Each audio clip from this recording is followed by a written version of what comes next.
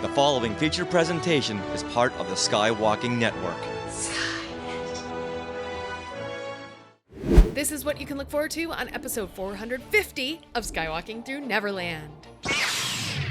At the end, we'll tally it up. We'll do a big ranking. And see which theme park is the best entertainment and money value. Thanks once again to Disney for kicking us out of the park during the holidays, because we wouldn't be doing this. What is the big thing that we all want to do? Skip lines. Disney, step up your game. If you're listening, step up your game. Oh, see, that's what I don't like. I don't like being chased by chainsaws. So Frankenstein's right there to meet, but he's no Mickey Mouse. Are you ready? Off to Neverland. Here we go. A long time ago, in a galaxy far, far away. To all who come to this happy place, welcome. Disneyland is your land. When I first made Star Wars, everybody in Hollywood said, well, this is a movie Disney should have made. You're more than just fans. You're family. Best day ever! Secrets loud. It's about family, and that's what's so powerful about it. Hey. When you use a bird to write with, it's called tweeting. When we visit the world of Disney, we never grow old. It's a Peter Pan, Never Land that keeps us young in heart. This is Jedi Master Obi-Wan Kenobi, and you are skywalking through Neverland. I have a good feeling about this. Hey, Skywalkers! So which one do you prefer, Disneyland or Universal Studios Hollywood? There are so many different ways to evaluate each one, and we're going to hit on so many of them. But now, before we do that, we want to welcome you back to Skywalking Through Neverland. I am Richard Woloski, but now everyone please say hello to my sweetie wife, Sarah, who's not at the Three Broomsticks right now. She's right here. I want my Wizard's Brew. I know. Well, we're going to get into all that. Yeah, we were thinking about going to the Three Broomsticks, which is at Wizarding World of Harry Potter, but it's been raining here in Los Angeles. Oh, so rainy. And you know what? Los Angelinos, we don't go out in the rain. No, we don't. No, it doesn't happen. No, we batten down the hatches. The rain is scary. Yeah, and build an ark. That's right. All right, well, we are your enthusiastic podcast destination for the many decades of your Star Wars, Disney, Marvel, and pop culture fandom. So it's time for your weekly Wookiee hug and your little sprinkle of pixie dust for our family of Skywalkers. All right, and Skywalkers, we love it if you subscribe to our YouTube channel, and then you can get notifications of when we go live. So make sure you do that. Head to YouTube, search Skywalking Through Neverland, and you can even watch this podcast episode on YouTube, and you can see all of us talking to you. It's really fun. Yeah, and the guests. And last week, we had asked people to get us to the 8810 mark, 8,810 subscribers on YouTube. Did we make it? And you did it. You did it. Now, by next week, do you think we can get to 8,815? That's just 5 subscribers. Let's do it, guys. We can do it. Come on. Let's Come do on. it. Please. Baby steps. All right. Well, we are recording this episode from Long Beach, California on February the 6th, 2024. Now, if you love theme parks, you are going to love this episode because we are going to compare and contrast Disneyland Resort to Universal Studios Hollywood. We're going to rank them in terms of price, experience, attractions, food, theming, and more. And we are so excited because Courtney and Kelly Turckel of the Neverland Clubhouse, they have tons of experience at both of these parks, years and years of experience. So they will be joining us today. And since this is a gigantic, fun-filled episode, we're going to jump right in, okay? But first, we want to tell you all that we are being sponsored by Small World Vacations, and they are a diamond-level Disney vacation planner travel agency and can help you book your trip to a Disney park around the world. And best of all, this service is free of charge. So head over there to smallworldvacations.com for a no obligation price quote and tell them Skywalking Through Neverland sent you. Now, before we get into our big discussion, last week we had mentioned that we have a big pop culture guest coming on this week, but we're going to push them to next week because of scheduling. but we are so excited about that one. But we're also very excited to speak with Courtney and Kelly Turckel right now from the Neverland Clubhouse about the Battle of the Theme Parks. So this past Christmas, our Disneyland passes blocked us from going to the park. So Disney forced us to go to their competition for the holiday, and we bought annual passes to Universal Studios Hollywood, and we loved it. While we were there, we couldn't help but compare and contrast so many categories such as annual passes, entertainment value, food, attractions. So here now to also give us their opinions are theme park enthusiasts Courtney and Kelly Turckel from the Neverland Clubhouse podcast. Hey, Courtney and Kelly! Hey, Sarah and Richard. Hi, guys. Well, we couldn't think of anyone better to help us break down these two huge theme parks. Now, how often do you go? Disneyland is in our backyard, and Universal Studios Hollywood is in your backyard. So how often do you go to each park? Well, we go to Disneyland way more. Yeah, I I can will tell say you we that. go to Disneyland way more. But Universal, I say that we try to get there at least 4 to 5 times a year. Yeah. Okay. It's in your backyard. Yeah. I feel like you guys have gone more than that. I know, but every time we want to go somewhere, it usually ends up being Disneyland. So Yeah. Okay. We definitely try to make a point to get there just to get our passes worth. But like whenever we're like, oh, let's go somewhere, we're like, let's go to Disneyland. But we love going to Universal too. yes. All right, so we get a ton of topics from Genie Plus passes and the Universal Express Lane passes. We have merchandise, food, attraction, entertainment, a lot of categories. And throughout each one, we will chart which park we each like the best. At the end, we'll tally it up We'll do a big ranking. and see which theme park is the best entertainment and money value. That's what it comes down Yeah, to. I can't wait to find out because it has changed so much in the last year. Yeah. 6 months to a year of who is better, like it's outweighed each other a little bit. So Yeah. we'll find out. Yeah, Exactly. and thanks once again to Disney for kicking us out of the park during the holidays because we wouldn't be doing this, but we went to their competition and here we They go. added those blackout dates to that top tier pass. They did. That is the reason we're having this conversation.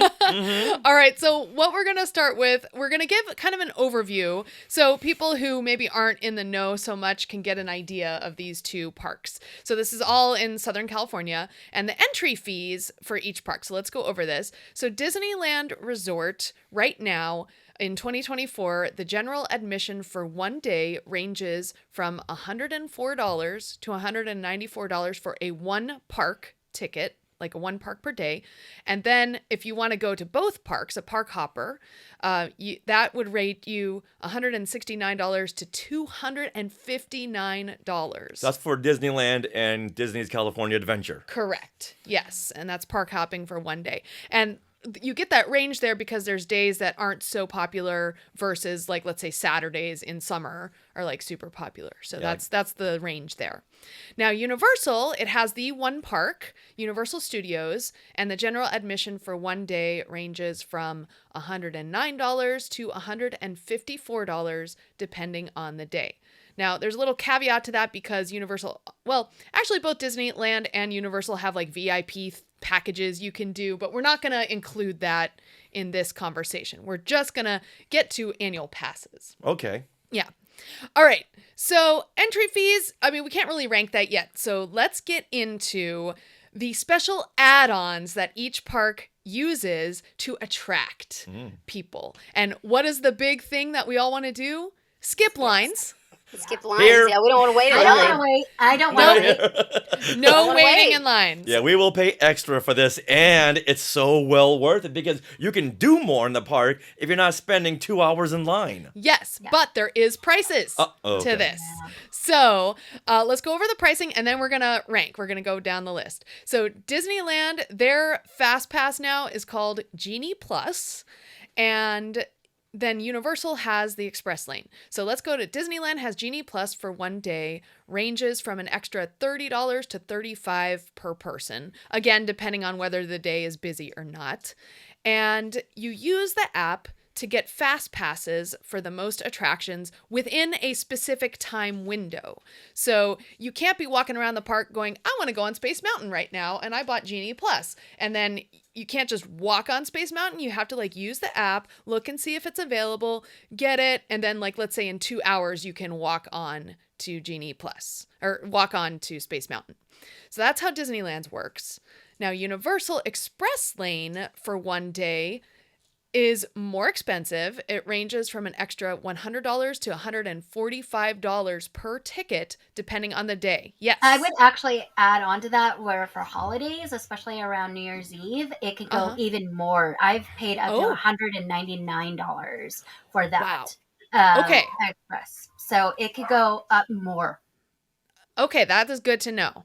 All right, so but what this does is it gives the user one walk-on pass to nearly every ride in the park and also premium seating with hardly any wait for any of the shows. So you don't have to like use your app. You can just simply say, I want to go on Jurassic World, and you can walk on Jurassic World with very, very minimal wait, if any, right? Yeah, with anything. But I will say the one downside is that usually the lane where they do the express is usually also where the disability access is too. So it could be a little bit longer in some queues than just walking on. Okay. Well, you know what? Let's start with you, Courtney. Do you rank Disney better or Universal better in their Express Lane Genie Plus experiences? It's really hard because I see the value in both. And I have both. Usually will buy Genie Plus regardless, and my annual pass actually comes with Express into it. But I will say that more often than not, we've been able just to walk on rides at Universal. So I will say that is a better experience than Disney right now. All right. Got it. So Courtney's got one for Universal. Oh, good. Oh, you got a list right here. Look at this. Go. Look at Richard go. Okay. Gotta keep those tallies. Scoreboard. Perfect. Okay. All right. Kelly. I'm actually going to go with Disney on this because it's cheaper. You get more rides between both the parks. Because Universal, you are guaranteed on all the rides and entrance into the shows. However, there's only like I think it's like 12 rides. 12 yeah, attractions. like 12 rides maybe at the most. So that $145 to $199 is not really getting you a lot because Universal Hollywood is so much smaller than Disneyland. It's on a hill. It's got the lower lot, the upper lot, and only a few rides in each of those, plus the Studio Tram Tour, which is amazing, but pretty much the same and has been the same for a few years. I have heard they're going to update it, but I don't know. But I think I'm going with Disney on this because you get more rides. It's cheaper to add it onto your package. And even though you might not get all of the rides with that because you have to pay extra for Rise of the Resistance and Radio Springs Racers, I still think you get more. You might have to wait a little bit longer, but you sometimes have to wait a bit for Universal too. And Bowser's Challenge, which is the newest ride in Universal, is not included in that Express. Right. So I'm going with Disney. Okay. Lots to consider there. Yeah. All right, Sarah. Yeah. Okay. All of it's true. So I have experienced both. But for me, I don't know what it is with Disney. That Genie Plus extra $30 a day per person just really is a kick in the pants when you spend so much on the annual passes. So, and the way that we do Disney parks, we usually go at night when most of those fast passes are gone. So for us, it doesn't make a lot of sense to use Genie Plus. The only time we ever use Genie Plus is when we have friends in town or are doing a whole day at the parks with people who really want to make the most of it. And even then, when my parents came, we came at around 11 a.m. and I looked at the Genie Plus and I'm like, it's an extra $30 per person. That's for 4 of us. That adds up quick. And we just didn't end up getting it because my parents aren't big ride people. So we never got it. But imagine if you step through those doors at 11 o'clock and now your Express Pass or Genie Plus is $145 a person.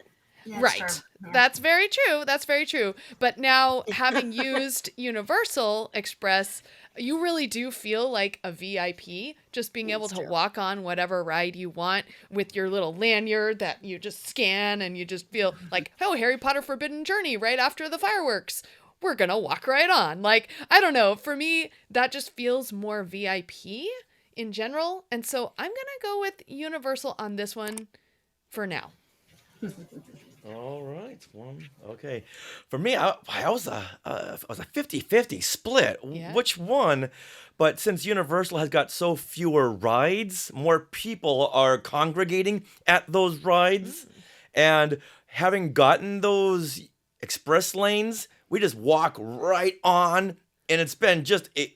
sorry, Disney. It's been a magical experience over at Universal because we can just go right onto the rides with no waiting. And seeing how we pay so much more for the Disney annual passes, that to spend even more for the Genie Plus, it's a kick right in the wallet. But now Universal is not so much, but to pay a little bit more for their express lane, I say it's so much more worth the value. Okay. So you're going with Universal. I'm going to go with Universal on that one. Wow. So far, Kelly's the only one who's voting Disney. Whoa. I'm sure that's going to change coming up. But all right. See, Okay, I imagine it more as myself as not having annual pass on that one because if I'm buying a 1-day ticket and on top of that I have to buy something on top of it, I would rather buy the Disney because it's only $30 to $35 more. True. Yeah. Whether at Universal, if I'm buying the $109 to $150 ticket, and then it's another $150 to do the Express. Right. Yeah. I'm imagining myself as not having the annual. Which we have done in Florida. It's about that expensive in Florida to do that. Got it. Again, more rides in Florida, though. Yeah, that's true. The park admission to like Universal being $109. Right. Now plus it's 100 and something dollars. So it's going to be 200. It's going to be over 200 to get that express lane. Right. Basically. Just for that day. Right. But if you don't go to Universal as much and you just want to make more bang for your buck, like Richard, you and I have done that. Yes. We've done the after 2 p.m. express lane plus tacked that on to a Horror Nights ticket. And it was $700 to $800 for that night, but we did everything we wanted to do. Yeah, and had like extra time left over to like chill. Yeah, and there was never a time where it's like, oh, this is getting just depressing waiting in all these lines, and your adrenaline goes down, your enthusiasm goes down because you're just walking right into the lines. They really make you feel like a VIP over there. Whereas using the Genie Plus, you still have to kind of wait a little bit in those fast pass lines sometimes. Yeah. All right, now let's talk about the annual passes there. Okay. Sounds good. Yeah. All right, so annual passes, a little overview here. At Disneyland, they're called Magic Keys now, no longer APs, and they range from $499 to $1,649. Also, caveat, none are available to purchase right now on the website. You can only get these if you renew what you already have, your Magic Keys, because Disney has a problem with it being such a park like everyone wants to go to. So they only sometimes turn on the faucet for 2 days and turn it off, so you have to like grab your Magic Key when you can. Yeah. In itself has created their own demand for it. Yes, absolutely. It's like those old Disney movies from the vault. Yeah. Like every 7 years. They really shot themselves in the foot, seriously. If they would have just kept it on, it wouldn't be this bad. Right. And so Magic Keys, now they vary because there's blockout dates for the lower passes. There's still blockout dates for the highest pass, and you must make reservations to go anytime. You do get free parking or discounted parking and discounts on food and merch with those Magic Keys. Now, Universal APs, annual passes, range from $179 to $629. Now, keep in mind this is for one park. Like the Disneyland Magic Keys are more expensive because they are including 2 parks in that deal. So the Universal annual passes are all available online right now. The top pass has no blockouts, includes free parking, a free Halloween Horror Nights ticket, and express lane after 3 p.m. any day. And you don't need reservations to go. And it also includes free parking, discounts on food, and merchandise. I would also add that it includes a free reservation to the Land of Super Nintendo Land after 3 p.m. if they're using the virtual queue system to get into the land. Perfect. Okay, so now you guys have much more experience with the Universal annual passes than we do, and I gathered that they have changed over the years. So can you guys tell us, like, actually, let's start with Kelly this time. Can you tell us, Kelly, what is your preference? And, you know, like both of you can kind of go into how that's changed. Anything we've missed in the descriptions. Got it. So, Universal passes have changed a little bit. There is the Gold Pass and the Platinum Pass. Mm-hmm. We have the Platinum Pass and have had the Platinum Pass for a while. I think I had the Gold once. Yeah, I started with the Gold, which really only gave you like free parking and then entrance in. It didn't include Express at the time. Only the Platinum includes the Express. It used to be all day long. It is now only good for after 3. So like in that Halloween time space where they close at 6 for Horror Nights, that Express Pass is not worth it at all. Yeah. Okay. But here's the thing is that over the last couple of years, Universal has revamped their passes and they now give you a free Halloween Horror Nights ticket. You can go on certain dates. It's on the back of your pass of when you can go. They give you a free ticket to Eve. That's their New Year's Eve party.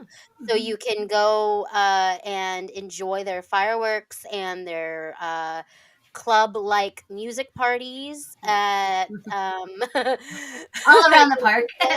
All around the park. You can drink there. You can do whatever you like. We've gone to Eve a couple times. But all you have to do is show your annual your Platinum Pass, and you have a free ticket there. You also, we have recently been to a annual pass after member night. Yeah, member night. Yeah, and we didn't have to pay extra for that either. All we had to do was sign up and reserve our spot and tell them we were coming, and we were able to get in to an after hours event, no extra fee, as well as we were able to park for free, and we were able to use our passes during the day as well. They are offering pass member appreciation days right now, and if you go into the park, you get a magnet just like Disneyland, and it's great there. And like Courtney said, you get a free reservation to the Mario Super Nintendo Land. World. You do not get on to Bowser's Challenge, but you can get in there and get in line if you'd like to. Yeah, and the line's pretty fun. Yeah, and the line is a pretty interactive line, so you can do lots of things there.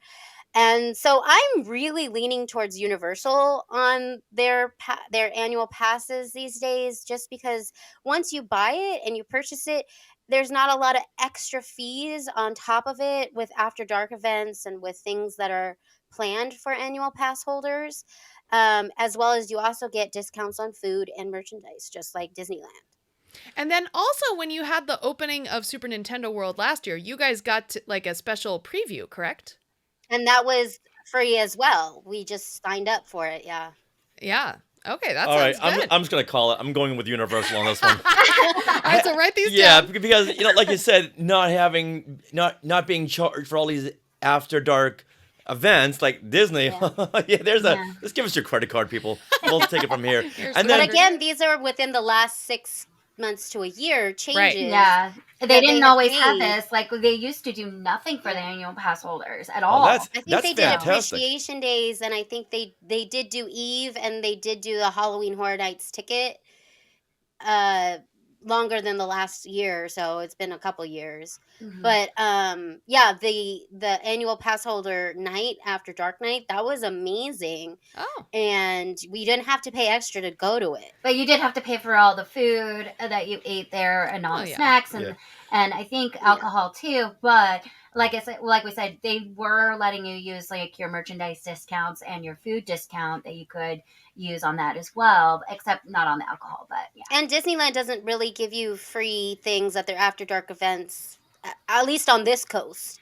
They do over at the other coasts, but they don't. All right, so Kelly, since it was officially your turn, are you I'm voting going for Universal on annual pass, and All it's right. cheaper. It's a lot cheaper. I think It I is. only pay like $55 a month. Yeah. Compared to my $115 or $20 a month for Disneyland, and I'm getting a whole lot more with Universal, even though I don't use all the perks, but I could. Right, you guys don't do Halloween Horror Nights, which right there, that's like a 30-year pass. price. Yeah, all right, now that alone just yeah. tilts the balance for me for Universal. The Halloween Horror Night, that's like what, $150 per ticket? Mm-hmm.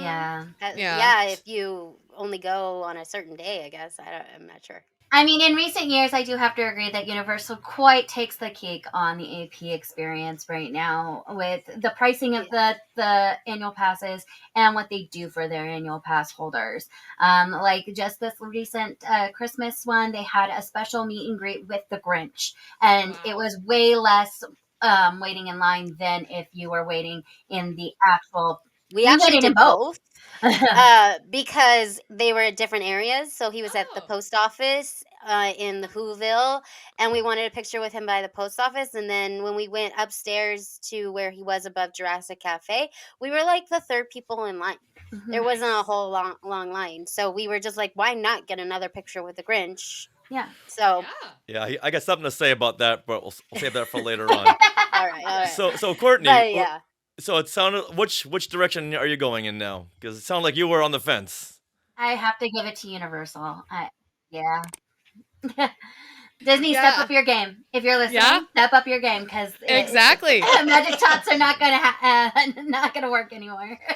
What? And anyone who doesn't know, the magic shots are the pictures they take, and they'll add in like a little tiny Tinkerbell or a Porg on your shoulder. Yeah. Which are great, but like should not be an annual pass perk. Exactly. It should be a Disney perk. Like if you want it, like it should not be an annual pass perk. I love when they do they gave us little straws. Yeah, I loved when they gave us the straws. Charger things. Disney did? Yeah. They gave us like reusable straws when with the Magic Keys. The Disney annual pass perks have dwindled since COVID. So yeah. So what I've actually found with those perks. So, right here in Southern California is a hotbed of theme parks. You've got SeaWorld, you've got Knott's Berry Farm, you've got Universal. You have Six Flags. Six Flags, they're all within this. And so what I have found is that Disney has premium people working for them, but then Knott's Berry Farm and Universal poaches those people who work on them, and then you start seeing things that were at Disney now cropping up, especially at Knott's and at Universal. At Knott's Berry Farm, it's like, wait a minute, wasn't this supposed to be at Galaxy's Edge? And Richard, you and I have had the experience to talk to some of the people behind the scenes, and they've all worked at Disney. Disney Disney They all has had work it at on their Disney. resume. I mean, even with the original Imagineers, once they retired from Disney, where'd they go? They went to Knott's Berry Farm. Yep. They went to Universal. Bob Gurr made King Kong at Universal. Bob Gurr worked at Universal too. So, And nobody goes to Six Flags. Like, no, we're good. Yeah, we're good. So I'm saying, so I'm gonna go with Universal as well, because the minute I walk through those gates as a platinum pass holder, I feel like a VIP the whole time. Mm-hmm. And right now in my life, that's just what I want. I want to walk out my door and just feel like a VIP everywhere. We should all go on the VIP tour. Every day you wake up, I treat you like a VIP. Come on. Well, I know, and you have made me accustomed to this. And so now I must feel this everywhere. So Hey, Joey has to. It's what we come accustomed to. Right, exactly. I want to be a VIP. But like Universal's VIP tour looks really awesome, and we should all go on it. It does look fun. It does look fun. Yeah. So just one other thing, I like you, Courtney, really loved those. Remember when they had like 4 times a year, they had free annual pass holder nights. Yeah. I love those. Yeah. Awesome. And you just have to sign up on time, to get in for free. And now look, they're starting to happen at Universal. So yeah, I have to give it to Disney, Universal. you're listening? Disney, you're I listening? know. Everybody's poaching your ideas that you did years and years ago, but you need to bring them back. All right, Disney, if you're listening.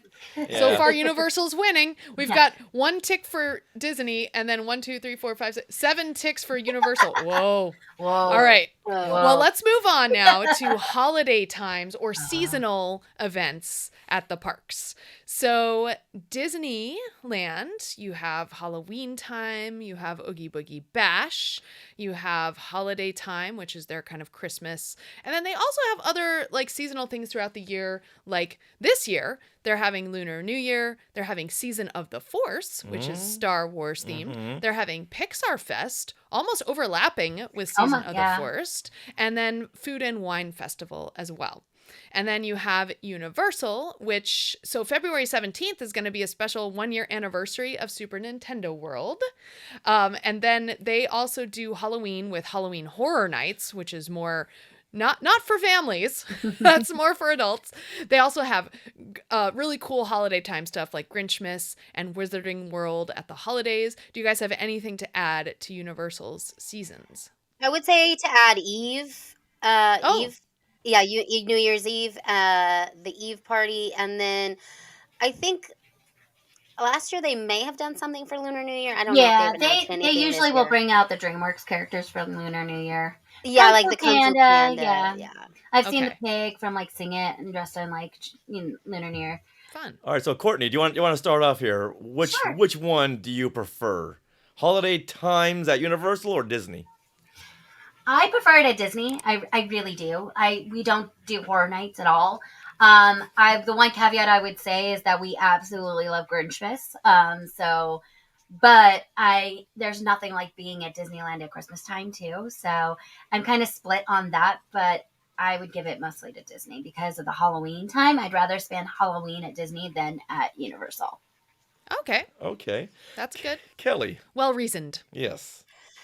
I'm so torn on this because yes, we don't do Universal for Halloween. We do Disney for Halloween. I think Disneyland does Halloween more family friendly, more easier on us.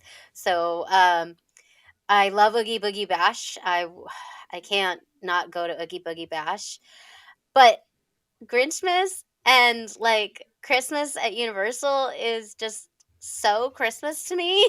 Yeah, you guys love the Grinch.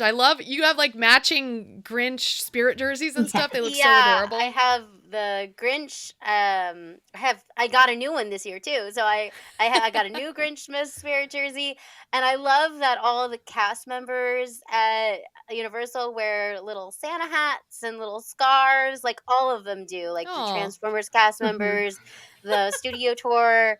I love spending my Christmas in Hogwarts and that Christmas show we always watch. So Universal definitely has my heart with Christmas, but Disneyland's so magical at Christmas time too. And the Christmas tree, and we always do a bunch of the fireworks and the parade. Mm-hmm. I think that edges out Grinchmas for me just a tiny bit, so I think I'm gonna go to Disneyland because they also have the Oogie Boogie stuff and the Halloween, and Haunted Mansion turns into The Nightmare Before Christmas, which is my absolute favorite. So I think I'm going to go Disneyland on this one, but just by like an inch, like a hair. A Grinch inch. Just by a Grinch inch. Because it doesn't feel like Christmas to me until I've done both. Okay. Yeah, until I've done both. Yeah. Nice. All right, Richard. Wow, this is hard, but for me, it all comes down to Halloween time. Yeah. Now, I love the Oogie Boogie Bash, and I love how all these characters that you meet, and they really, the actors really embody these characters and bring these characters to life. We could spend hours watching, what's his name? Agatha? Dr. Doom? Oh, Oh Dr. yeah, Doom? Dr. Doom. Yeah. Yeah. No, No. Judge Doom. Judge Judge Doom. Judge. And Dr. Doom Agatha. is a different. Yes. And all these, Madam Mim, and Oh. Oh yeah. it's just so much fun, and they get into it. It's like these characters have popped out of the movie into your life. And I love me a Halloween horror night, but I just don't like people yelling in my face the whole night. Oh. And I'm not a fan of blood and guts and gore. I like the 70s style kind of horror. And the Universal Monsters. And the Universal Monsters, yes. I love the Universal Monsters, and I can't wait for the new Universal Monster Land coming up. But and the Christmas time, I love at Disney. I love when it snows. They have that snow Snowing on time Main and the big Street, there's Christmas nothing tree like it. and the decoration. It's more of a vintage Christmas. Universal has got Grinchmas. Grinchmas? Which we went to Grinchmas last Halloween, Christmas, and we had a little It run-in was with so fun. the Grinch, which kind of ruined things for Grinchmas for me at Universal, and He got he was a close talker. yeah, this Grinch Oh, was like, like it. yeah, you know what? Yeah, boundaries, dude, boundaries. And Disney has got Season of the Force. Yeah. So I'm gonna say when it comes to holiday time, I'm gonna have to say Disney for me. Okay. Okay. Okay. I was a little bit worried where that was going to go, Richard, because you said Halloween. So I was like, Horror Nights definitely is there for you. Yeah. If they And- cut back on some of their blood and guts and gore and people yelling in throwing chainsaws in your face. Oh, see, that's what I don't like. I don't like being chased by chainsaws. And Yeah. I don't. At my age, I don't need that. And yet we love Horror Nights. Like, we have such fun. Yes. Right? Yeah, I mean, And the fun parts outweigh. in addition to, you go to Oogie Boogie, then you do Halloween Horror Nights, and it's perfect. It's a 1-2 Right. punch. Right. Yeah. Okay, for me, because I feel like Universal does, Horror Nights so well. They've been doing it for years. It's amazing. Wizarding World is magical at the holidays. You got the Grinchmas. But, and then now Super Nintendo World doesn't really have holidays layover. Like Wizarding World is so great for that. I just love it. I know my friend that works there was like, I don't even know why we're open during Horror Nights because like we don't even have anything. Oh, that's good to know. Okay. So I'm going to go with Disney on this because of not only is it so magical at Christmas and Halloween, but you have those other seasons that are very contained and like give you something new to do every time you go to the resort. So you have like the Lunar New Year festivities. This year they're bringing back Season of the Force, and I think 2015 was the last time they had Season of the Force. So we are super excited about that. So they're always trying to up themselves, at least with these seasonal events and bringing out new characters and things. I think Disney does the seasonal events super, super well. If Galaxy's Edge had more of a holiday representation of Life Day, I know they leave it to the fans to do a Life Day. It's like, it's your property, people. So much you could do with this. You put Chewbacca in a red robe, and I wouldn't even have to think about this. It would just be Disney all the way home. But the fact that they don't decorate Galaxy's Edge, I give it a couple more points to Universal, but Disney still edges it out. Okay. So did you write down those Universal points? has they've taken away some things from Grinchmas too, and yeah, it was much more Grinchy. Well, it was much more Grinchy, but they also had a lot more more who's. things And to- more a lot more who's. who's. Last couple years, they've scaled back on it, not knowing if kids really like the Grinch. But then when they scaled back on it, they were like, we scaled too far back on it. So actually, this year they added the boy band back. Oh, I love the like boy them. band. See, so the thing was back in 2018, before The Grinch was released, the animated one from New animated, Illumination, they were actually toying with not doing Grinchmas anymore. They were gonna put in the yellow Minions or yellow something, guys, yeah. the yellow guys, and I was like, no way. The Who's are so fun. They are so I fun. love the Who's. And then also on the studio tour, when they used to have the big Whoville set back there. Oh, yeah. During Christmas time, they would take the Grinch and a bunch of foods, and they would do like a little song and dance back there. Oh, fun. But then, Yeah, it was so cute. But then they didn't do that for the first year after they came back from COVID, and then the set really deteriorated. So then they took it all away. So Yeah, like right behind the Bates Motel Yeah. was Whoville. Uh-huh. yeah, Last time we were there, it's like, hey, what happened to it? His neighbors are the Who's. That's a neighborhood you don't want to live in. No. On one side, you have the Grinch. On the other side, Norman Bates. yeah. And on the other side, you have Jaws. Hey, yeah. Down the street, you Yeah. have Bruce the Shark. What's the Wow. lesser of all evils? No property value there. Yeah. All right, now let's go on to the people who work there, commonly known as cast members at Disneyland, but I'm not sure what they're called over at Universal. Just team Team members. members. Ah, Okay, Yeah, that's- team members. Yeah. Team All right. members. Now, if you don't mind me starting on this, Sure. I love good customer service. I will give all my money to a place that has good customer service, a restaurant, a movie theater, a theme park. And Disney, before the pandemic, you couldn't beat Disney's customer service. You ask someone a question, they would spend the rest of their shifts finding that answer. Now you ask someone a question, and they say, I think it's over there, or it could be over there. I don't know. Oh, which makes my blood boil. Yeah, right now, when Walt Disney hears that, he's like spinning in his grave, spinning so fast, because he would never allow this to say, I think on something. And they're just not as helpful as they used to be. And I brought this up to one of the cast members, and they said, yeah, they just had a really hard time getting really good people who really represent the Disney standards. And maybe retaining people, too. Yeah, exactly. Now Yeah. and Well, I could see that. in the last couple of years, I think it's little by little people, the cast members who I still have to call employees because they're not at the cast member level just yet. They're helping out a little bit more and a little bit happier. At Universal, I don't get the sense that they're cast members or even team members. They're more like just employees. Employees punch in, they punch out. They get no love for the job. And we went to Moe's Tavern. The guy taking our order yawned like 4 times in our face. Oh. And right there, it's like, dude, I know it's Christmas Day. I'm sure you've been working all day long. I get it. We've all been there. But hide it. Hide it from the people who are so happy all around, okay? Yeah. Your job is to spread the happiness at a theme park. And right there, I just, as that ticked, whoever that guy is, you just brought Universal way down even more. This is a tough one for me, but I'm going to have to go with a 49-51 split favoring Disneyland. Oh, okay. Just because they have gotten a little bit happier in their positions. But that's not a lot. No. That 51-49, that's not a lot. Okay, well, right. but you write it down. Yeah, okay. Write it down. write it down. All right.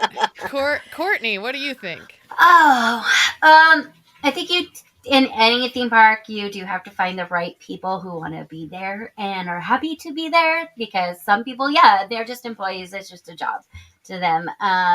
And I will say that I have found happier cast members at Disneyland than at Universal on a whole. Now, the ones that I come into contact with, I've never had any real issues with at all, especially since we have some friends in both. So, and they don't follow into that, grumpiness, but they're on the good side. But I can definitely see that Disneyland cast members are happier than Universal. It might have to be the fact that Universal's really small and they have to deal with a lot more people in a little space. Even in like Super Nintendo Land, that is a very, very small space, and they put in 5 like mini games and a big like Bowser's castle ride. and e-ticket. An e-ticket ride. That's fabulous in a very, very small space on the back lot. I've actually talked to the team member about this, and people who go to Universal are more entitled than people who go to Disneyland. It seems like. And really, that's kind of hard to believe because Yeah. They tend to yell at the team members more than they yell at the cast members. I think there's a different type that goes to Universal than Disneyland, and they feel more inclined to blame the cast member in front of them or the team member in front of them than overall kind of understand the bigger picture of things. They don't tend to listen to the cast members or the team members at Universal very well. We've run into that many a time where the guests are not listening to a thing the cast members or team members are saying, which can frustrate them. And I know that on both sides, Disney and Universal have had contract disputes with their staff and their cast members and their team members, and coming to agreements on those contracts have not been easy on either side. So it is interesting to see all of that encompassing it. Like Courtney said, we have not encountered if any, grumpy team members or cast members at Universal or at Disney. And usually when we ask questions, we get a pretty good answer as well. But we don't ask very many questions. We don't ask very many questions. No, they always ask you questions. I think that Disney does have a little bit of a Disney edge on Universal because Disney requires cast members to be of the utmost nicest. I mean, they go through Disney College, so like they actually get trained to act like that. So you would expect them to be a little bit more nicer. And like you said, Walt Disney did value customer service at the highest level because of what he found in his VIP tour guides and what he valued with all of that. So I do think that there's just a little bit more magic at Disney. Okay, so Kelly, you say Disney. Yeah. Disney. Okay. They both have their faults. Yes. Yes. And anyone can have an off day. So Kelly says Disney, and Courtney, are you going with Disney as I'm well? going It with sounds Disney like. as well. Okay. She's going with Disney as well. Okay. And then for me, I feel like I would also have to go with Disney. We've had more people go above and beyond for us at Disney. Like just the other day, we were trying to find those Ahsoka ears. And, Yeah. Oh, yes. And they like called. Yes. Yeah. Well, that one person. Oh, we wrote down her name because she was really helpful. She didn't just stop at the I don't know if we have them or not. She really went above and beyond. Yeah. So that's what I mean by Disney is starting to now get back to those values. Right. All right. So let's segue from there into the character performers, the entertainment, the meet and greets, the shows, the entertainment as an umbrella for both parks. Woo. Okay. That's a hard one. That's a very, very hard one. That is, yeah. So like kind of a little overview. Disney, they have fireworks spectaculars. They have World of Color, which is over at DCA. They have Fantasmic when the dragon is not acting up. And then they also have all the live music, the Dapper Dans. You have Buena Vista Street performers, like even Main Street Transportation with horses and trolleys. And then Universal, you have your Waterworld show. You have the various shows at Harry Potter Land. So like the Frog Choir and the Durmstrang and Beauxbaton. Yeah, Beauxbaton. Beauxbaton. That show. What is that? That's the... It's kind of like from the fourth book when they do the Triwizard Tournament. Goblet of Fire. Right. Yeah. So the girls from Beauxbaton, the ones in the blue, and then Drumstring will come out. They come out and dance. Yeah, and then they also have Hogwarts light show on the castle with fireworks. Also, sometimes. Ollivander's wand show is kind of like a show, but then you can buy the wands afterwards. Yeah, okay, exactly. So do you want to start us off with Me? your favorites? Oh, okay. Oh my gosh. Which one? Which park edges out which park? Okay, so for me, I really love live music. So like whenever the Dapper Dans are singing, we have to stop and watch them. I love when we're eating over at Tiana's Palace and that band starts playing that's over there. So I would have to edge out. Disney edges them out because there are more places where randomly some street performers will start performing. And it's super cool, and I love it, and it's my favorite thing. Okay. So I'm going to go with Disney on that one. Disney for you. Yeah. All right. So let's go over here to Courtney. It's hard because Universal characters are great to interact with. Like, we've had great interactions with the Grinch and like Frankenstein and the, Scooby-Doo gang and stuff like that. Beetlejuice is always really fun. But I think Disney takes the cake. There's more to see. I love the Waterworld show. I really do. But unfortunately, we also lost the special effects show for Fast and the Furious that nobody asked for. So we lost the animal actors too. So we've lost a bunch of stuff from Universal, and I don't feel like they have put it back. But I think Disney performances, even back in the day, there's no comparison. They take the cake on entertainment. Rogers the Musical. Okay. Absolutely, Rogers the Musical. All right. One more vote for Disney for Courtney. And how about you, Kelly? Well, I think we're selling Universal a little short here because they do have a lot of walk-around characters that you just really bump into. Like Frankenstein will come up behind you whenever he feels like it. They have the Minions out. They have, we saw people from the new movie. I forget what it was. Migration? Migration. Yeah, they had the Mallard Duck. Birds from Migration. I mean, I've seen Lucy from I Love Lucy. I've seen Marilyn Monroe.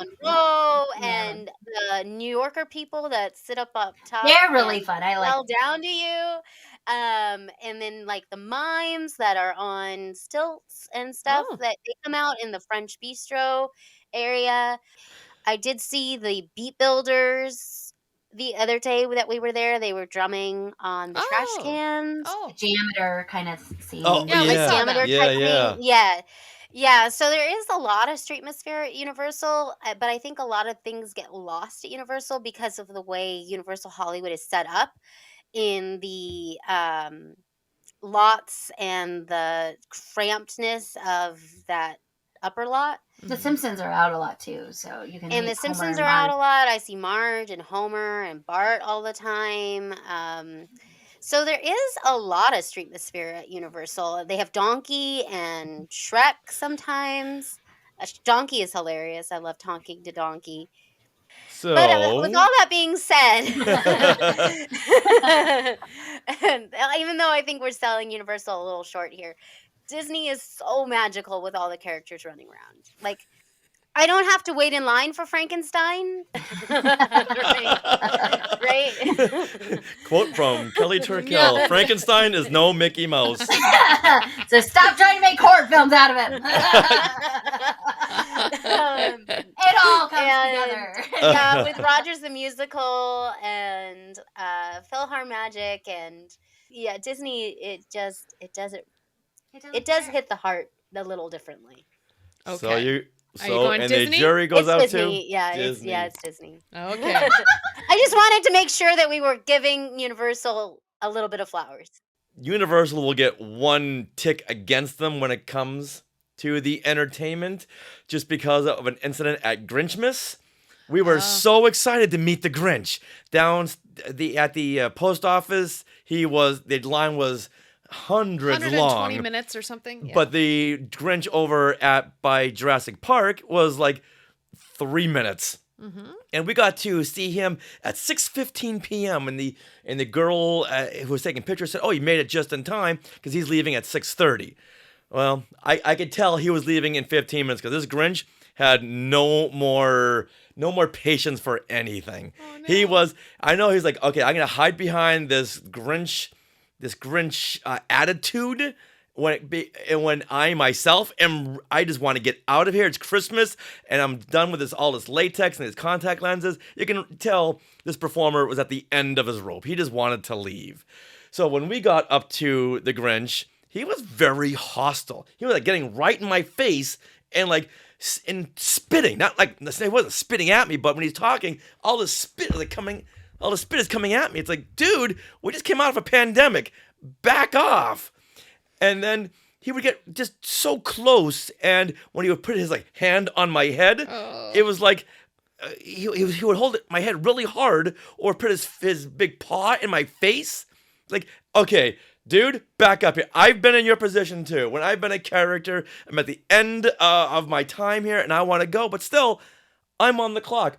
People have been waiting to see me. I'm not going to ruin their experience. So I've been where he is.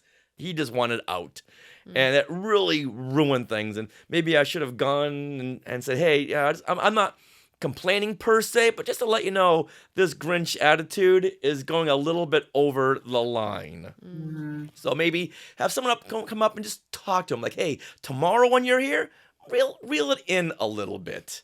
And we have video. Sarah was taking video of this, and I'm not even gonna post this because I don't want to be one of those people who just want to complain online about everything and say, oh, look at this video. This Grinch was just the he was, even Jim Carrey would be like, dude, come on. I've been the Grinch myself. Reel it in. You gotta put the brakes on this. Well, that's unfortunate. Sorry, guys. I think we had a great interaction with him because we were both wearing Grinch stuff. So he just went off Grinch of us. does react better. He loves it when you wear Grinch. That's right. I had a Mickey Mouse on my phone. I was recording you and Mickey Mouse on my and phone. And that's another reason why we won't post this video, because he was saying some very harsh things about Mickey Mouse. Oh no. Like, dude. I've seen that happen too. Yeah. Is a little bit too Grinch. On a scale of 1 to 10, he was like at 100. Yeah. Now, Disney has the Dapper Dans. Never tire of the Dapper Dans, especially at Halloween when they're the Cadaver Dans. Yeah. You could sit and watch that same show repeatedly, never gets tired. But speaking of getting tired, I am a little tired of the fireworks show and the World of Color. It's just the same show. Even when it's different, it still feels the same. But Universal, I'm going to repeat most of the stuff that Kelly just said. The street performers who interact with the crowd, like the Dracula and the Frankenstein, the Bride of Frankenstein, they are fantastic at what they do. That's the street bands that pop up. You're walking down the main strip there, and up in the little windows are these New Yorkers who are yelling down at the crowd. I love the New Yorkers. Yeah, the New Yorkers are great. Yeah, it's like, who's talking to me? And they're all mic'd. And I love that too. Where at Disney, if you're standing more than 5 feet away from a character, it's like... In a Spin Avengers Campus, especially. Yeah, it's like Moon Knight, you're talking, but I don't know what you're saying. You're more than 5 feet away. But at Universal, they're all mic'd and you can hear them perfectly. Donkey is set up right outside of the Shrek show. And it's fun to talk to. Donkey, he interacts with the crowd. You have the pets from Secret Life of Pets. You have a bunny and a kitty talking to you, talking to the crowd. It's not just on a voice track on a loop. Yelling at you. And that is so much fun. Yeah. The Beetlejuice walking around is always in character and great. But you go downstairs to the Jurassic Park area, and you have the dino encounters with a Velociraptor and Triceratops. Unparalleled. So and I'm looking around going, the okay. Transformers, you can The use Transformers, Bumblebee. yes. Yeah, they talk to you, and like you're like, how are you doing They're this? interacting. And I'm like, okay, I got to figure this out. Because you can see the performers' faces through the neck pieces, but yet you can see their mouths are not moving. So you do have someone else around monitoring the crowd and reacting from that. But the performers in the costumes, they're like really in sync with whatever the voiceover actor is saying. It's crazy. And it's, once again, you can stand there for hours and just watch these actors and performers, and it's so much fun. So I'm gonna have to definitely give this to Universal. Okay. Alrighty. My favorite thing is like me and Courtney will wear like our Harry Potter like Gryffindor, Hufflepuff houses, and the Transformers will make fun of us. Yeah. Oh. On Christmas, I wore my Life Day sweatshirt, and Frankenstein pointed over, gave me a big thumbs up. So Frankenstein is a big fan of Life Day. Okay. Yeah. Oh, nice. So so that's, for me, that's going over to Universal just because of the amount of, what do you call it? Streetmosphere? Streetmosphere, characters, Streetmosphere per square inch. Yeah, oh yeah, Right? yeah. You're always going to run into someone. Yeah. All right, now let's now move on to the lands. Okay, before we do that, Richard, let's do a count. Oh, okay. Let's do a count. yeah, you gotta tally it up. A mid tally. Yeah, we gave Disney a lot of love in the last couple. we have. So All right, Courtney has got three love strikes. Which got three 3 points for Disney. For Disney, 2 for Universal. What are we calling these? Just their points. Okay. Okay. Kelly has got 4 for Disney and 1 for Universal. Oh. Sarah, you've got 3 for Disney, 2 for Universal, and I've got 3 for Disney and 2 for Universal. Oh, wow. Okay. So right now Disney's winning. Interesting. Okay. All right, so yes, let's get into the different park lands. I'm not going to list everything because that's kind of crazy. Yeah. But so let's each of us go around and maybe talk about our favorites and theming. Yeah. And theming. Oh, the theming of the parks or the lands? What do you mean? Oh, like the theming of each. Yes, how lands. well it does. How well it does. Okay. All right, Kelly, should we start with you this time? sure. So I would say my 2 favorite lands in Universal are Harry Potter and Super Nintendo World. They're very themed. I feel like I'm walking into the movie or the game, and I can find characters. I can find things that I want to do. I can ride the rides. I can enjoy butterbeer and all the food that Harry Potter has. But even if I don't go into my favorite lands, I still feel like Secret Life of Pets, I'm walking into their neighborhood, and the Minions, I feel like I'm walking into their neighborhood. And Disney's lands are very general. You know, we got Adventureland, we've got Fantasyland, we've got Tomorrowland. They're general ideas, and they're very themed, and they're great. I love them. But if I want to feel like I'm in something and I'm in a movie or I'm in a theme, I'm going to Universal. And I think I have to give it to Universal on this one. Okay. Okay. Also, you're not as big a Star Wars fan as we are. That is true. Okay. All right. Galaxy's Edge is truly the only thing that I feel like I'm walking into a movie. Okay. Other than maybe Avengers Campus. Okay. Okay. Yeah. Perfect. Everything Kelly said was true, but those 2 lands are the newest that they've put on. They've just now started making the land where, or I don't even know if they call it a land, but are you talking about Universal? Yeah, Universal. Okay. I mean, Super Nintendo World, it was last year. Harry Potter was 2016.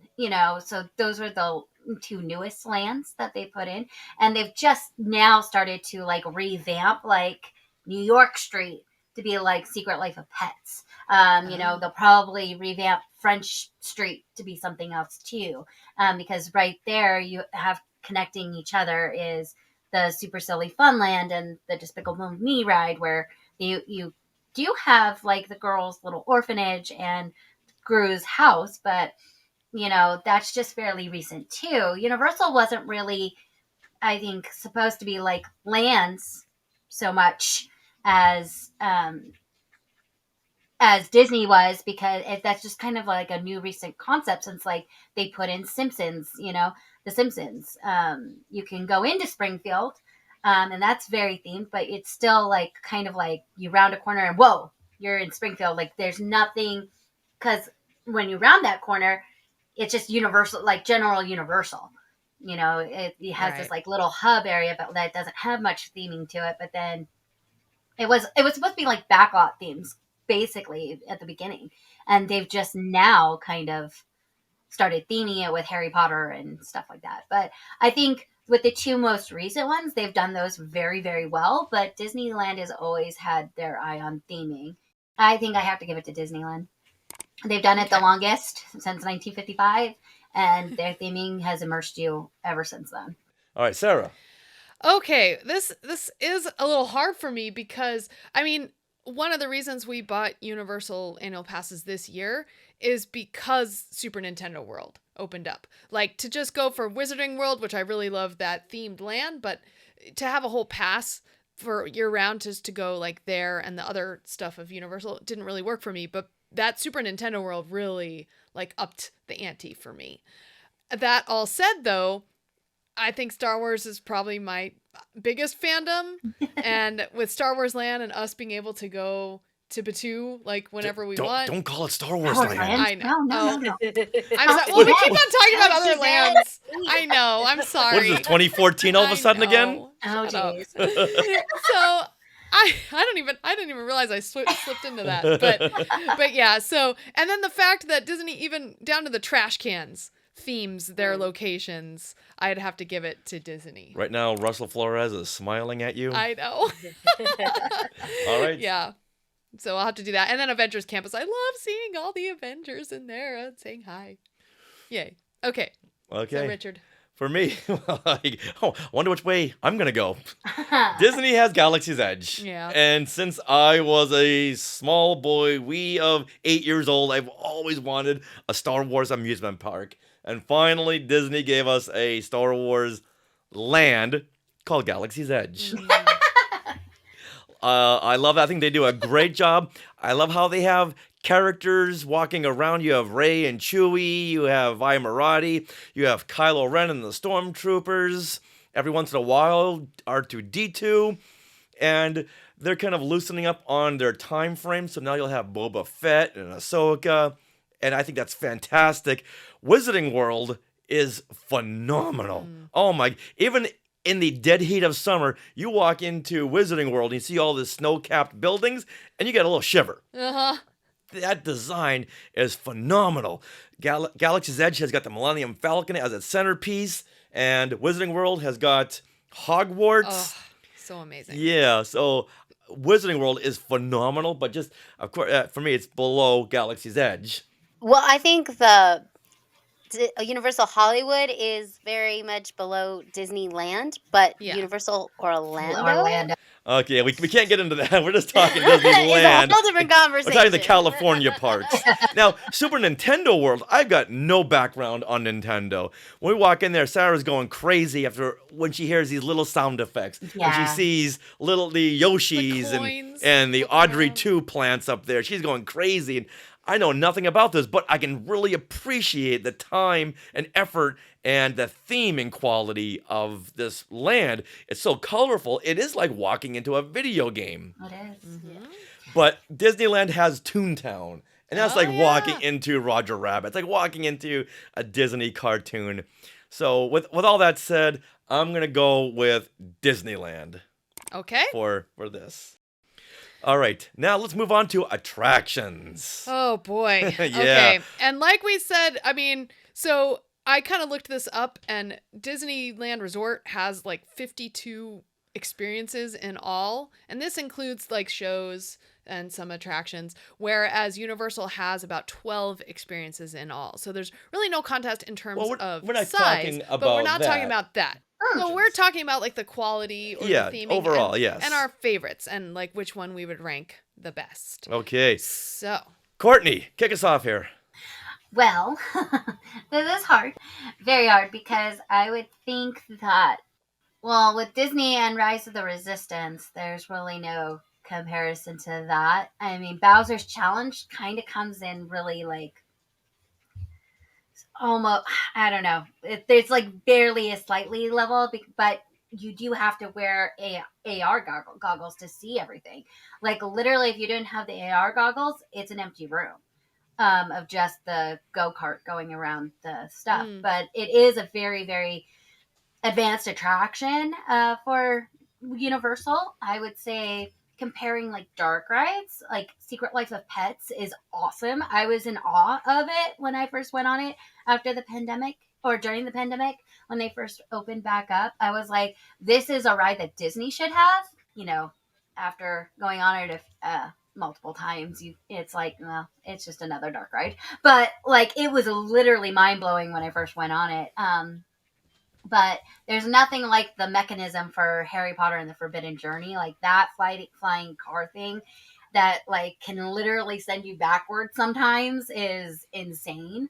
So I would Are we ranking the rides like together or ranking Disneyland and all then together? Universal? You put them all together. And then you have to pick Universal or Disney. Not just per ride, but all of them all together. I mean, I think overall Disney has more innovative rides, even though like those 3 are still really awesome. But like in all, Universal's ride systems are pretty basic. Besides those 3, and then you have the studio tour that they count as a ride, but it's just like that's a tram that's now green energy instead of fuel. That's the only thing that's changed so far. So I would probably give it to Disney because of Rise of the Resistance and Minnie and Mickey's Runaway Railway and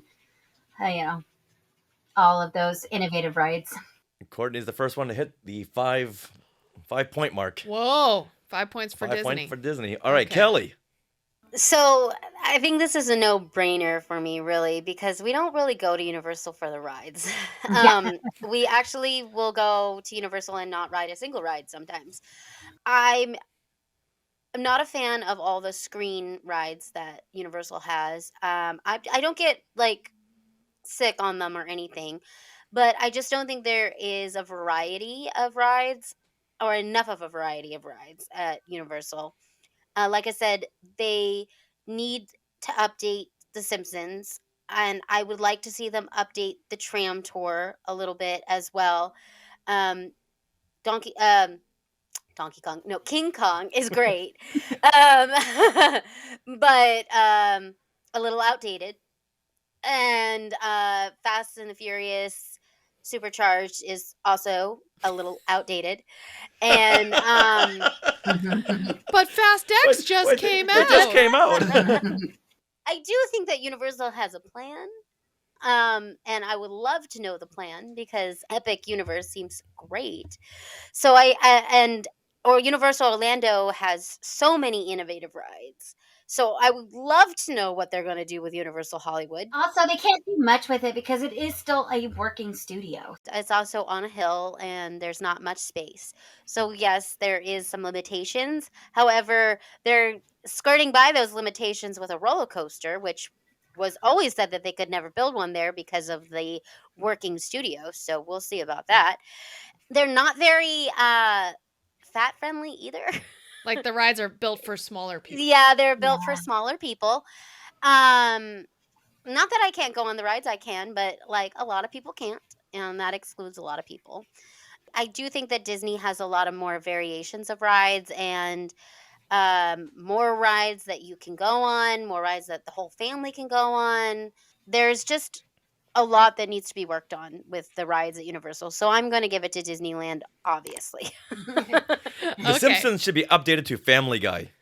I would like to see that. I'd like to see the update to Family Guy. That would be awesome. Ted just came out. They have a new TV show. So put Ted in there. Which is really fun. Throw Ted in there. I don't know, but which is odd they don't have a Ted attraction there. Or a meet and greet. Or a meet and greet. Smoke out with Ted. Can you imagine that? What are you talking about? Yeah, they have a meet and greet with Ted because, every time you go past Ted's statue in the studio tour, they go, here's your first celebrity sighting. Ted with a martini. A big Ted statue. Oh, that's right. Yeah. Yes. Oh, my God. Right outside of Seth MacFarlane's office. That's funny. All right, now I'm going to go next just because I have a lot of the same notes that Kelly had. Okay, great. Go for it. All right, now. And then I have a whole different bent on this. Yeah, so you do. ahead. So if you don't mind me going next. Yeah, no. Please. All right, now, I love animatronics. That's my favorite thing in rides. And I love the classic feel of Pirates of the Caribbean, Indiana Jones, when Indiana Jones is working right, and the Haunted Mansion. That is so immersive rather than just watching a screen the whole time. Like the Minions, that ride is the same thing as the Simpsons ride. You're watching a big screen. It's fun, but you're watching a big screen. And I know you can say that, wait a minute, Star Tours is watching a screen, but you're watching it outside of a cockpit window, and it has the animatronic C-3PO. So that gets a pass. never. You're also moving and jumping and Yeah. Minions, And you you're feel actually feeling that like you're in you there. feel it, but it's a big room and it doesn't feel like you're in a Right. pod. Yeah. And Rise of the Resistance does a great job of integrating the animatronics with the HD, the big 4K screens.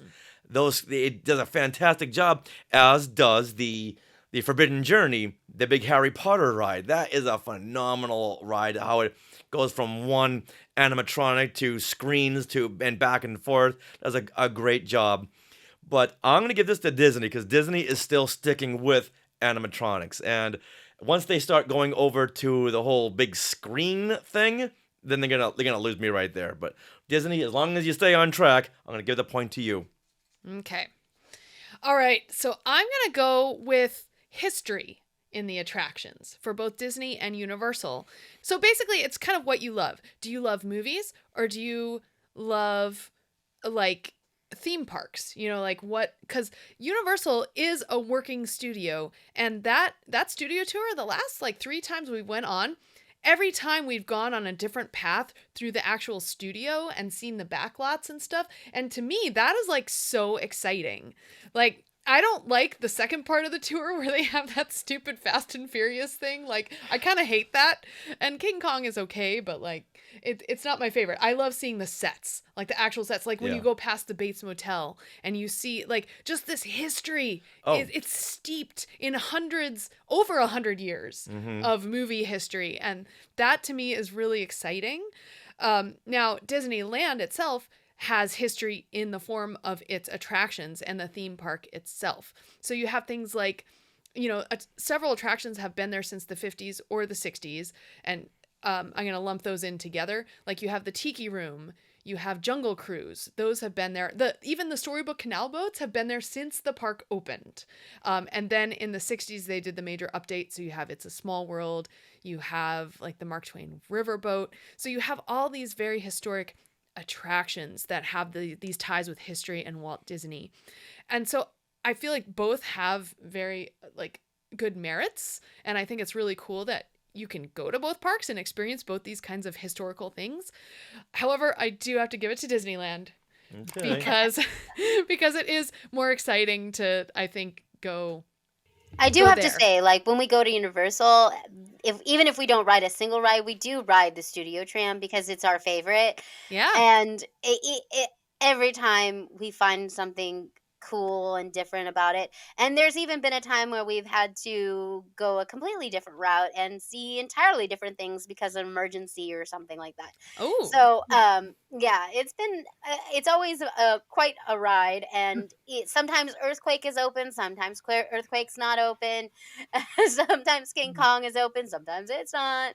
Wait, what's Earthquake? No, that's the subway station. Yeah, the subway station where you like everything shakes. Yeah, the last couple times we haven't been done that. Yeah, well, they are revamping Earthquake for the 60th anniversary of the studio tour, so it is going under a renovation right now. But that's the part of the tour where they usually play the Bones episode because they actually use that set in Bones, because it simulates an earthquake from the movie Earthquake. Yeah, and it's an hour, so that's a good rest time. Oh, yeah, it is. And the high point is going through Bates Motel, and when there's a Norman Bates out there chasing the tram, it's great. See, I wish they would put more characters back there. Like, we have Norman Bates. They used to put Marilyn Monroe back there. Yeah, like, we used to have the Grinch and the Who's come out every once in a while. When they did it at night during summer, they added characters back there, where Marilyn was on the New York streets and Frankenstein was in Little Europe, and I think that's all I really remember them adding besides what was already back there with Norman Bates. But like, I want them to do that. I want to get more practical sets. I want them to add the characters back there because like they talk about all these movies, like show us the characters. Like that's what Disney would do. Yeah. I want to see Leave It to Beaver outside of Leave It to Beaver's house. And for a while there, they were leaving out a lot of the historical films and TV shows being shot on that suburban neighborhood. Like they would always say, this is where Desperate Housewives was shot. Like, no, that's the Munsters' house. Stop saying it's Terry Hatcher's house or whoever it was. I want to hear the Munsters. And they've gone back to saying the monsters. Yeah, or they leave have it to gone back Beaver. to saying the monsters. I've heard them the I last think few like times. have we were Richard there. stop complaining about something else now. Let's just mention the monsters. Well, okay. Before we get too far into that, I think we should move on to park merchandise. What do you guys think? Yeah. Park merchandise. Now, we're going to rely on you more for the Universal stuff because you've been there more often. I think you have more merch from I Universal. think we do. We do. So, Kelly, you know what? Let's start with you, Kelly. So I love merch. I do. I love park merch. I am a sucker for Gryffindor merchandise. I have a lot of Gryffindor merchandise. I do think that Universal does the Harry Potter merchandise very well. They update it almost monthly when we go. I think there's always something new I'm looking at. Yeah, there was a whole new line with like spells on it. Yeah, there was a whole new spell line the last time we went there where you could get like shirts and pants and backpacks and things with like Wingardium Leviosa and Avada Kedavra Lumos. and Lumos and Yeah, it was. I had a Accio bunch and of all of spells on there, and it was like the shape of the wand and the way the wand makes the Moved. spell. Yeah. So I think it's so interesting to see all the house merchandise that they come up with.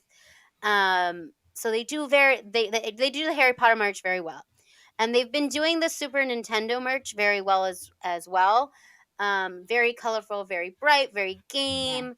But Disney does merchandise so well that every week I feel like they come out with something new, a new line, a new merch, a new character, and I always see something that I need at Disneyland, and I always come home with something. A new The lounge magic fly. bands get me. The Yeah. lounge flies get me. The spirit Ears. jerseys get me. The magic I do- bands plus. I have. I think I have like 3 spirit jerseys from Universal, but I have like 10 from Disneyland. So it's safe to say Disneyland gets your vote. Yeah, they get my vote just because I can always find something that I want at Disneyland. I think Disney does well with their cycle of merch better. Oh, okay. Okay, so it solidifies your vote for Disney. All right, Courtney. I will say that I have more Disney merch than I do Universal merch, but I will say that they do the Harry Potter merch really well at Universal. I have a replica of a wand. The wands are incredible. The wand, yeah, we each have a wand. Kelly has her own wand that she got from Ollivanders. Like the Nintendo merch, like I got what I wanted. I got a Mario Kart shirt, and then I got the mushroom ears, and that's pretty much all I wanted. And it's been the same since opening, so they haven't really done any new merch. I kind of feel like Universal has mostly the same merch from year to year. Like with the Harry Potter, I feel like they mostly update the Harry Potter merch more than anything else. So I'm gonna give it to Disney because they're always coming out with something new. I mean, even for like the Disney 100 decades, like every month they came out with a new line. There was a Magic Band Plus, there was a plush, there was a spirit jersey, there was something like that, or a Loungefly backpack. They do that all the time. Like they had like 3 different merch lines for Christmas. Like it was just insane. Got it. Okay. So I'll have Courtney, to you're give it to going Disney. for I'm going Disney. Disney. Okay. Okay. Sarah. Okay, so Wait, do you like merchandise, Sarah? what? Oh, What? yes, I do. I don't know. I have lots of Disney ears. I had no idea she liked merch. Yeah, me neither. Wasn't the reason why we became friends at all. No, not at all. No. I see all these credit card bills for Disney merch. And now I'm putting it all together. Oh, boy. boy. It's all good, you know? You know, the Disney has the Disney dress shop dresses, so Oh. kind of gives that tick over there. But I do say that the few Harry Potter and Jurassic Park t-shirts or items I have are very special to me because, well, yeah, Universal doesn't do as much that I like, I guess. You know, like I'm very picky when it comes to stuff. So, but if they did come out with a few more spirit jerseys of Jurassic Park with like a big Jurassic Park logo on the back or something, I'd be totally into that. So I'm going to have to give it to Disney because obviously I have like so much Disney stuff. And I'm on the lookout for my next favorite Universal thing. Okay, now for me, I love how in universe the merchandise is for Galaxy's Edge and Wizarding World. Both parks do an amazing job at theming. Galaxy's Edge has the Savi's workshop where you can build your own lightsaber. Wizarding World has Ollivander's wand shop. But at Savi's, you can a big group can go in and build a lightsaber, where at Ollivander's only a child that I've ever seen gets picked to select the wand. I got picked once. Okay, but most times, yes, it's always a child. Yes. It's a child or it's Sarah. And if you get picked, then you have to buy your wand. They don't give you. Yeah, they force it out of you. We already have your credit card number, so we're gonna tap this. So with all that said, I'm gonna have to go with Disneyland because I love how in universe their merchandise is at Galaxy's Edge, at Dockondars and the marketplace. Love going through there. It's like I'll take one of these. I'll take one of these. I will say the interactive elements of the wand and the interactive elements of the bands for New Super Nintendo Land. Are better. Oh yeah, that's another thing. At Universal than they are Disneyland right now, because our magic bands get us into the park and they get us through Genie Plus and they interact with some of the rides and some of the shows, but it's just the tip of the iceberg with that one too. Whereas the magic wands, you can actually do magic in the land and things will happen if you have an interactive wand and magic will happen.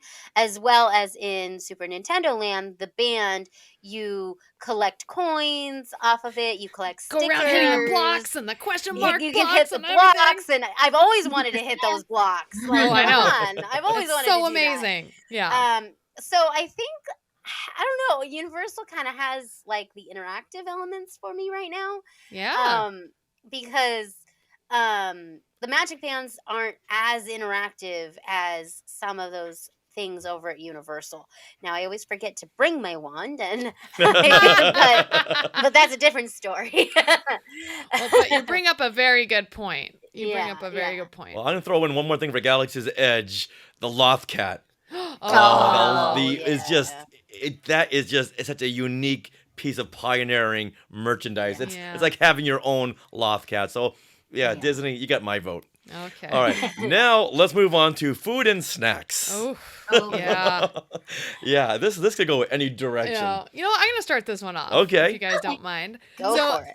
As much as we go to Disneyland more and we like a lot of the food there, there's only one thing that I have to do at Universal every time, and that is go into Three Broomsticks, eat something, and then head over to the Hog's Head, which is right in that same area, and get my Wizard's Brew. And it's not a day at Universal until I do this. And it's my favorite thing in the world. And if I don't get to do that, like the one time we went to Horror Nights and the Wizarding World was closed already, like they had closed it off, I was very grumpy. Oh, yes, she was. Yeah. So everyone in the park knew it too. I'm going to give my tick to Universal on the food. Oh, okay. I really am. That's like the main exciting thing that I love to do there. All right, you know what? I'm going to bounce off of that and say Universal myself. I love Del Zocalo over at Disney. Rancho Del Zocalo. Rancho Del Zocalo, but the Three Broomsticks, come on. That is a phenomenal restaurant, and when you leave there, you're full. Whereas when you leave Docking Bay 7 at Galaxy's Edge, it's like, I could go for 3 more of those. Their portions have gotten really, really, really small, and you don't feel as satisfied.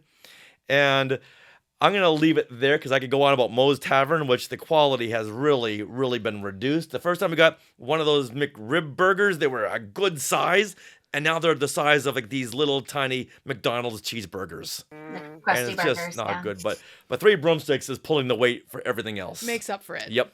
Got it. All right. Okay. Let's see. Kelly.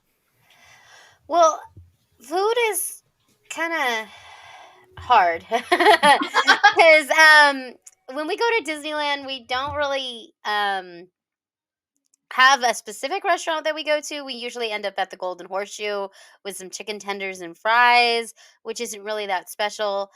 But at Universal, there's 2 things that we do. We either go to Jurassic Cafe and get pulled pork on a corn cake, and it's so good. And it's like real food, actual like hearty food, or we'll go over to Panda and we'll split a orange chicken and chow mein plate, and we share the entree. So it's not anything special there either, really. But I do always have to go get a butterbeer over at the Wizarding World. That's my go-to snack, as well as we love getting ice cream from That little like ice cream shop in Springfield by Luigi's. it's little soft serve ice cream. So, what's your verdict? For my verdict is I don't know, because like there's also so much at Disneyland. There's like beignets and Dole Whips and so many things. But I feel like we go to Universal and we eat more. So I'm going to give it to Universal because I always have to have my butterbeer, and Jurassic Cafe is actually pretty good. Pretty good. Okay. One more addendum. Mel's Diner at Universal Studios. Oh, I love the fact that they have a diner there themed toward George Lucas's American Graffiti. Oh, yeah. Even though we don't eat there a lot, when I walk by, it's like, thank you, Universal. I Thank you love very much. their shakes. Their shakes are good. Mm-hmm. I'll have to try that. All right, Courtney. I think I have to give it to Universal too because I really like that pulled pork at Jurassic Cafe. I hate saying that because Disney has a lot of good food, but like I said, like Kelly said, there's like we bounce around all over Disneyland. Like we'll basically eat wherever. We eat at Red Rose Tavern. We eat at Galactic Grill. We eat at Smoke Jumpers. And none of it is really like I have to have it. I have to have it. Yeah, it's like really, it's very generic. Except for like when a Taste of Disney and the half of Monte Cristo. I mean, like that was like, that was amazing. Have that, yeah. Or like the macaroni and cheese, like brisket, barbecue brisket, like that was good too. But like, Boy, I'm hungry now. I The Monte Cristo. Oh my god. That was perfect. I mean, I wish I could eat at the New Orleans Cafe all the time and eat the Monte Cristo, but you can't always get in there. Yeah. Reservations and I may need to change my vote.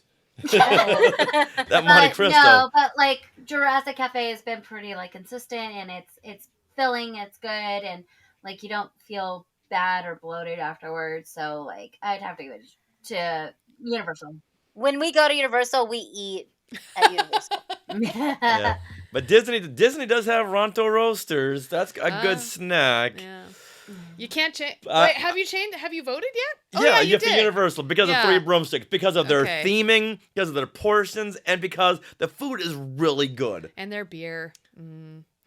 All right. So, where are we now, Richard? Oh, do you want? Well, you have two more categories to go. Oh, okay. So okay. let's finish it up. Finish it up. Then we'll count. Yes. Okay. All right. So now let's get to in the 21st century, we now have things called apps, which help you get around the parks, to Disney, to Universal, and you kind of have to use them for a lot of things. So let's get into which app do we think is a better experience while in use. Yeah. In the parks. This is where I rely on Sarah, because if I had to go to one of these parks now, I'd walk in, walk back out again. It's like I can't do this. Yeah. So this is gonna be hard for me. So I'm gonna go on based on everyone's breakdowns. Everyone's votes. Yeah. I can give you my answer right now. Sure. All right, Go Courtney. ahead, Courtney. It's Disney. Their app works way better than Universal's. With Disney, you can mobile order from all the different restaurants. You can buy merchandise. It works. You can bring up the map and it shows you all the wait times. I mean, Universal does that too. And really, I could give their Super Nintendo Land part of the app more like it works the best out of everything. But like Universal, all they can do is tell you the park time and the wait times. Basically, you can't do anything else except for. And you can both get virtual queues on both of them, but that's about it. So Disney's has much more function than Universal's. I think they're working on it. I think they're improving it. But right now, Disney is miles ahead of Universal. Okay. Kelly, do you want to tag off of that? Yeah. I agree. The app for Universal is not there yet. It has a lot of problems with it, actually. But because you put in I think even just recently you've been able to put your pass on the app, but even that doesn't like add your discount to anything or help you mobile order anything. You can't do any mobile ordering from the stores like you can at Disneyland, like how easy it The is just merchandise to checkout. purchase. Yeah. Oh, wow. To purchase the merchandise. Right. The app is basically good for your map, Super Nintendo World, which is kind of like what Disney does with the Parks Play app with Galaxy's Edge and your Magic Band and all of that, where you bounty hunt. So your band is kind of linked to the app, and then in Super Nintendo World, when you do something with your band, it links to your app, and you can see stickers, and you can see coins, and you can see where you're at with the Bowser challenges and all of that, which is the only thing good about this app. The thing that you can do is you can do the virtual queues, you can do the wait times, and I think you can send an alert if something goes down below a certain wait time to alert you to a ride. Yeah, and that's like good. saying like, Forbidden Journey is now at 30 minutes instead of an hour or whatever. Yeah. Which is great. But Disney, you can mobile order your food, you can look at all the menus, you can mobile order from the stores, you have your annual pass right there. It'll add it to your cart if you're purchasing merchandise or purchasing food. It'll add it to your total if you have an annual pass to take your Like discount add the off. discount. Yeah. Yeah, and Disney is just, their technology on the app is just miles beyond Universal. And that includes Universal Orlando, because we were using the app at Universal Orlando as well, and it's only slightly better than Hollywood's, because I think you can do a little bit more mobile ordering there. Okay. And you can like sit down at a table and take a picture of the number table you're at, and they'll bring you your food over in Orlando, but it's not in Hollywood right now. Disney has the app hands down. Okay. All right. Yeah, and I'll just add on to that. My vote is for Disney as well. Like at Christmas Day at Universal, I was trying to search like special AP things because we were new APs and there was just nothing. Whereas Disney has like a special AP section in the app itself that you can like look at what's available pretty easily. And then my big tick on Disney's app that's good is the search function. You like press that search function and you type in, one word and it brings up exactly like Dapper Dans. I just type Dapper and then it brings up the Dapper Dans and it tells me what the times are that they're going to be, things like that. That is like super fast to get around. Now, that being said, because the app at Universal doesn't work as much, your face is not buried in the app the whole time. When you're at I barely open it. I barely open the app. Yeah. I think the only time we had it open was in Super Nintendo Land, trying to get all the stuff. Like that's yeah. So that's like the one point for Universal. It's like, oh, I can actually enjoy this experience and see Frankenstein coming up behind me.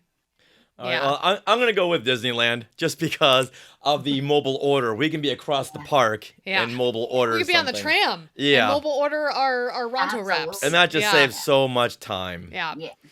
All right, well, let's get into our final, what is this? Our final category, which is the coming attractions to each of our theme parks here.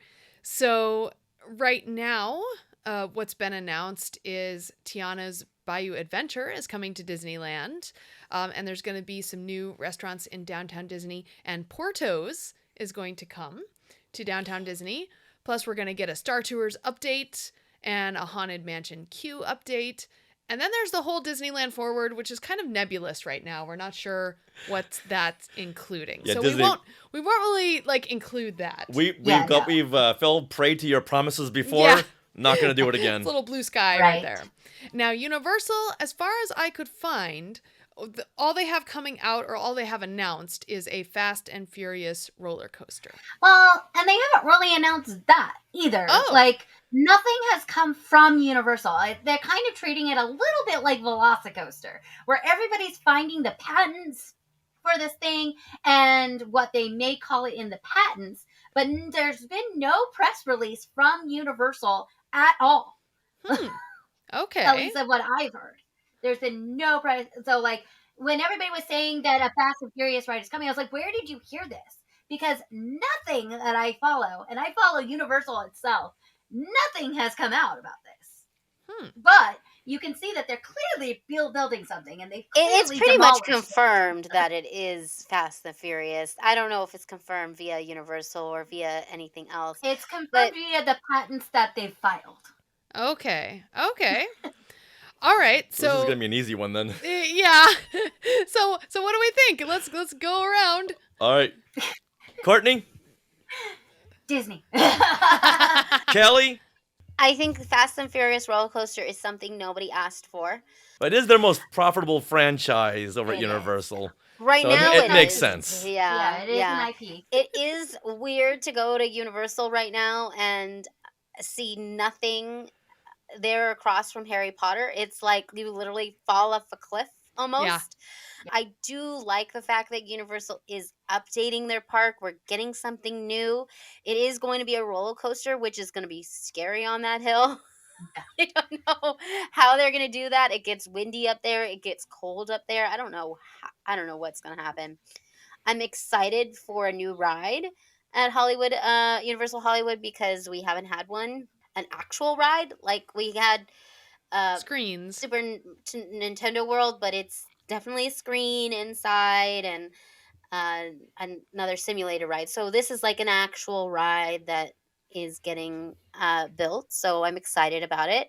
I'm a little more excited about it than I am Tiana's, to be honest, because everything Disney is doing is either updating rides or overlaying rides or not really giving us anything newly built. But so it's kind of hard. I mean, the futures for both of them look really bright. I love that we're getting both, and we don't have to choose. We can go to both. But I think I am more excited to ride Tiana's Bayou Adventure just because roller coasters can be something that I'm not too excited for. But I am going to give the point to Disney because of Portos. I cannot wait for Portos to come to Disneyland. And I really want to see what they do with Disney Forward as well. And all the stuff that they are overlaying and they are bringing to the park is going to be great. So cool. I'm giving it to Disneyland. Okay, Sarah. Okay. All right. That's a good list. Kelly took my answer. Portos. Yeah. Portos and the Star Tours update with possible Ahsoka.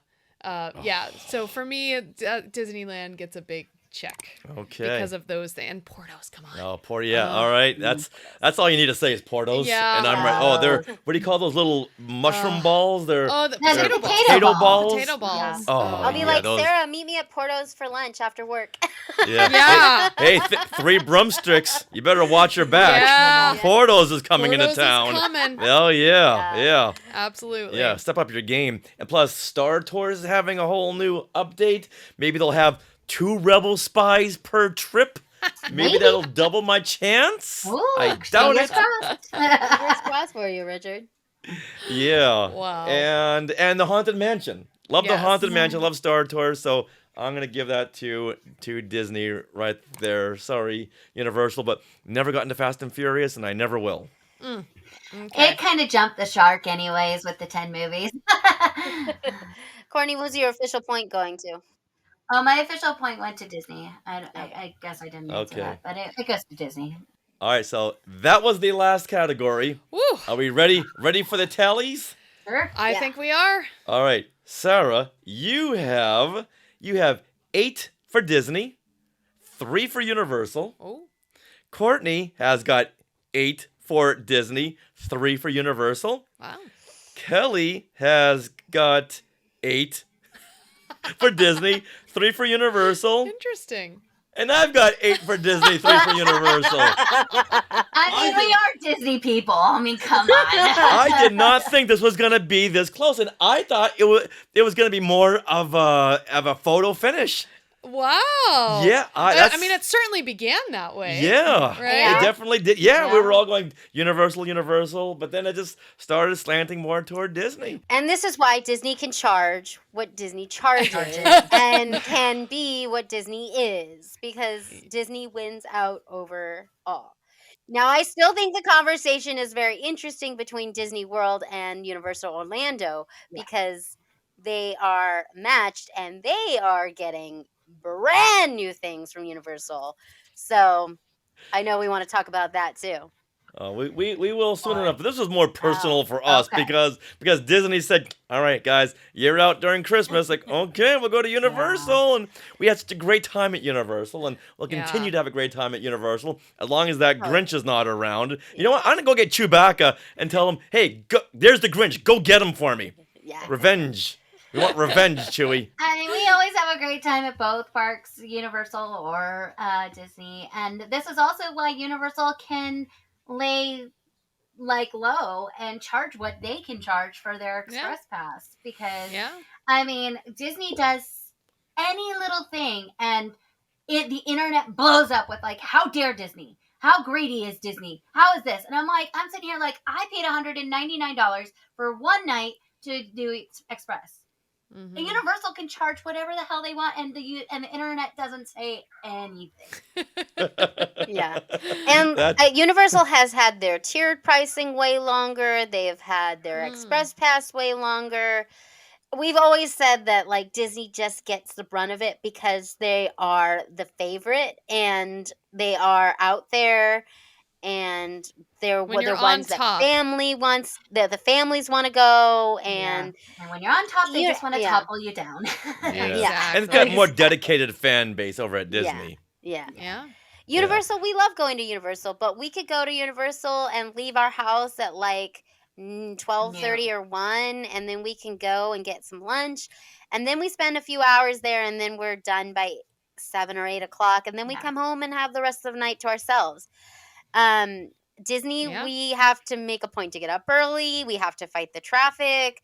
We have to go all the way to Anaheim, which is about an hour and a half drive, can be in traffic, 2 hours sometimes. And yet we still make that drive way more than we make the Universal drive. All right, so if any of the Skywalkers, they know how to reach on social media, but just go ahead and tell them once again how they can get a hold of you and say, yeah, you know, I agree with you, or disagree. Well, you can get a hold of us at Neverland Clubhouse Pod. Or you can find us at our other Instagram at Kelly Turckel and at CLT35. Yeah, 8635. Or in the Skywalking Through Neverland Facebook group. So we're always there too. Always looking around. All right, so the final total between Disney and Universal Studios Hollywood was 31 for Disney and 13 for Universal Studios. Woo! Wow. But that doesn't mean we don't love Universal Studios. Oh, no. No? I mean, Disneyland has 2 parks. It's two parks. It's like a bigger destination. Yeah. But I think it's fun that it's a what is it? A palindrome? 31 or 13. 3-1 or 1-3. Oh, there you go. Yeah. You know what that means? What? We all live in unity. We all live in happiness. Hey, oh my gosh, 1313 is the address for Disneyland. Oh, really? And this is 3113. I don't know. I'm making connections where they don't really exist, but that's kind of fun. It's also 1313 is also the address for the Munsters. Yeah. On Mockingbird Lane. Whoa. Why do I bring that up? Maybe something coming next week. Well, with that, we can say that wraps up episode 450 of Skywalking Through Neverland. We want to thank Courtney and Kelly Turckel from the Neverland Clubhouse for helping us to figure out which park has got maybe the better apps, the better entertainment, the better this, the better that. But, you know, Universal, you can catch up. We'll do this every year. Oh, yeah, we should check in every year. That would be fun. We also want to thank all of you Skywalkers who like, comment, and chat with us. It's been so much fun.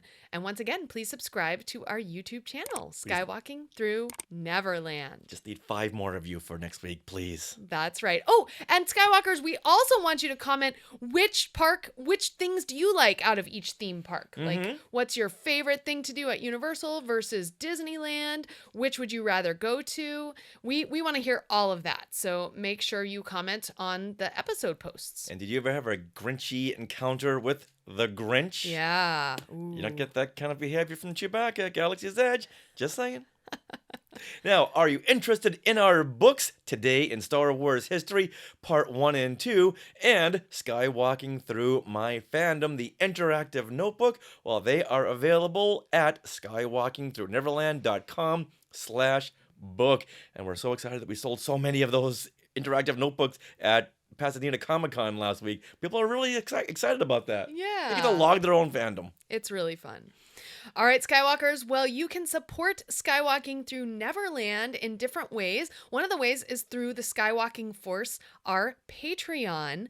The Skywalking Force has access to bonus content in the form of our Zoom discussions on the latest Disney Plus shows, and we are going to be restarting those Zoom discussions every other week for The Bad Batch, which will be so much fun. That starts February 21st. Yes. On Disney Plus. Yes, and you also get a coupon code to use for our books and any other special things that we have in store. This bonus content begins at only $5 a month, and you can head to skywalkingforce.com, have a look at some of those options. Oh, and near Halloween or holiday time, you also get some special freebies in the mail as well. Mm-hmm. Now, we want to thank our sponsor once again, Small World Vacations, for their continued support. Thinking of a trip to a Disney park? Well, you can fill out a Get a Quote form at smallworldvacations.com today. Their vacation planning service is free of charge, so check it out and tell them Skywalking Through Neverland sent you. Did you hear my stomach just now? Yes, I did. It's growling. I think it's time for lunchtime. It's a good thing we're wrapping up. I know. Now, we are part of the Skywalking Network. That wasn't your stomach that time. No, I'm just kidding. Okay. Well, at the Skynet, you can find other great shows like Talking Apes, the Max Effects Podcast, the Neverland Clubhouse, Totally Tell Me Everything, Star Warsologies, and the YouTube shows Collectopolis and Today in Star Wars History. Make sure to check us out on social media at Skywalking Pod for Twitter and Instagram and X and whatever. And we have our Facebook group and we have our YouTube channel. Just search Skywalking Through Neverland for both of those. And you can also email us, share at skywalkingthroughneverland.com.